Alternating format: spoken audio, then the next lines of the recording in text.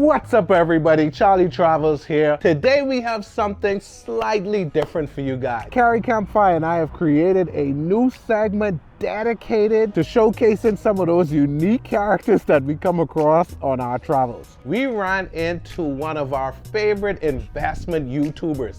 He goes by the name of Economic Ninja. And if you don't know who Economic Ninja is, you gotta be living under a rock. So my name's the Economic Ninja. I started a YouTube channel about almost 2 years ago. I just absolutely love my town. I love my pond. One of the fastest growing on YouTube. It has absolutely blown my mind. It's a very blessed channel because of people like yourselves. Without getting teary-eyed, I have amazing people following me. See? Can't do this stuff. But the thing is that the channel grew exponentially fast. One of the most watched, like I said. I now have a YouTube assistant and all kinds of crazy stuff happening. And it's been a whirlwind. I was an investor in 1998. I invested in stocks, tech stocks. That was the bubble, I was in it. I was able to move my retirement before the dot-com crash, and I actually put it into a bond fund, which actually did very well because it protected my small retirement at that time. I was a brand new firefighter. But I lost money in the tech bubble first, right? A little speculative plays. The next thing I did was started buying real estate, and we started buying a lot of real estate. And by the time, I think we'd amassed a handful of properties that we started to liquidate in mid-2005, 2006. By mid-2006, I was freaking out. Like, this was the end of the world. Everything was coming down. The real estate market was crashing. Well, I was also not losing money, but I was losing friends and family real quick because nobody wanted to hear about it. Nobody cared. And I didn't realize back then that I was becoming a cycle investor because I saw both crashes happening in real time, where most people think the crash happened when Lehman Brothers closed their doors. The crash actually happened in 2005 when mortgage-backed securities started having an issue with Ben Bernanke. Well, I got ready for the next cycle, which was 2015, and I didn't expect the Federal Reserve to start raising rates. And then that pumped the stock market a little bit in the beginning. Then it actually started to crash in 2018 because the country could not deal with the higher interest rates. Companies were in a lot of trouble. So what I did was I sold my house. I saw the banks were having problems. I bought Bitcoin and silver, and we held on to cash too. So pretty much we did thirds, equal thirds.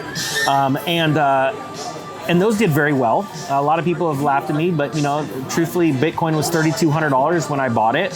I transferred into some other things that didn't do as well, but I'm still up, right? And so I've been getting ready for this cycle, which is the mother of all cycles for... You still feel so? Well, it's literally collapsing right now. Hold on, mother of all cycles. Are we talking crypto? Oh, crypto's going down too, horribly. So the thing is that crypto, through the invention of derivatives, has now exposed itself to the same inclemental weather that the stock market's going to go through. These are so many blind... I'll give you an example. Like, I love Digibyte, right? But if you use Uphold, which I've been telling people, if you want exposure to Digibyte, and I always say take it off the exchange, put it in your own hands. But Digibyte on Uphold is a derivative. It's not real Digibyte. Well, that's the same thing going on for all kinds of other exchanges, especially Coinbase. So when the stock market has issues, these exchanges are also going to have issues because they're leveraged. All this 10x leverage and stuff that Binance does and all these other companies, this is gambling. Margin debt is very dangerous. And when margin debt unwinds during a liquidation event, that's when you have markets that crash. And so we've already seen that in the last 4 or 5 months when the stock market starts to sell off. You see the exact same sell-off, but on a greater percentage basis in the crypto markets. So you also see it, though, in paper, gold, and silver.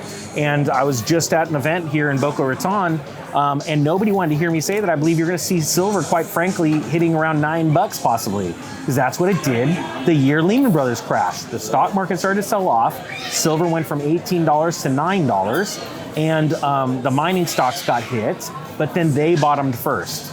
But the other thing that people don't realize, and this is why I love gold and silver right now over cryptos, is because when silver dropped from 18 to 9, you couldn't buy a Silver Eagle anywhere for under $20 because the premium exploded.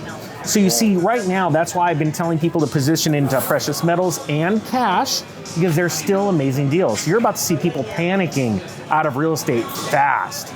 People that have right now bought a house, let's say for 200 grand, it's worth 400, and now they're starting to see it come down. If they believe there's a crash, they're going to go, I'll sell it for 350. And they're like, well, it's already 350, 300. and they will bail so fast, and you will see the housing market just start to go down, down, down. Remember me saying I want to wait for this crash? And that way to think that we were gonna buy one house, you probably could buy 3 houses. If you have a good credit score, you have a little bit of money, and I'm not joking. You won't need much to be able to get into a foreclosure, because you'll be one of the only people lining up to try and buy a house. Everyone else is running away from the house. You will be a financial firefighter running into a burning building of money, of real estate, and everyone else is running out, and they will be calling you stupid as you're running out, and you will go, copy that, I'll go buy your house. And and people say, I can't believe you'd be so mean and you'd do something like that. I'm like, are you kidding? I'm trying to wake up the world. But I still get my eyes rolled at me by friends and family. And you can't be a prophet in your own town, let's say. So it's true. Well, we'll take that advice. So Yeah. what do you think makes people do this over and over? It's because they're dumb, because they're selfish. See, pride always comes before a fall, right? And when you become prideful, you forgot who you used to be. You forgot where you came from. You become prideful and it collapses. It's the same thing with people in economics. They seem to forget that they couldn't even afford their first house, but now they're rolling, a G-Wagon and a house that they can't afford. They own nothing. All they care about is the monthly payment. And that is why, because all they care about is impressing other people. I'm gonna be honest with you. The only reason this channel's grown is because I don't care about impressing people. I wear the same, I'm literally wearing the same shirt I was pretty much wearing yesterday. I'm not joking. It's a good thing this doesn't have smell-o-vision. But the facts are, I don't spell great. I can't speak well, yada, yada. I barely passed high school. I don't even think they should have let me pass high school. But I try, and I don't forget who I am. Now, with that being said, lately, I have felt myself getting cocky, and I'm always having to put myself in check, or put myself around good people to keep me in check, which they do. I have great friends. And that's because at one point I said, I need new friends. Oh, wow. And that's a big deal, Are people gonna build you up, or are they gonna cut you down? And that's the only reason I am who I am. We spent the other night with Andy Scheckman from Miles Franklin, right? And my broker friend with me works for him. They're amazing, amazing human beings. I can't believe it's because I had to make that decision, a conscious decision. We're gonna leave the old friends behind. They just wanna talk about soccer, football, and video games. And let's talk about real things. And that's what I want. And that's not an insult to them. And if they are insulted, maybe you should think about it, But it's really helped me personally and my wife. So that's been amazing.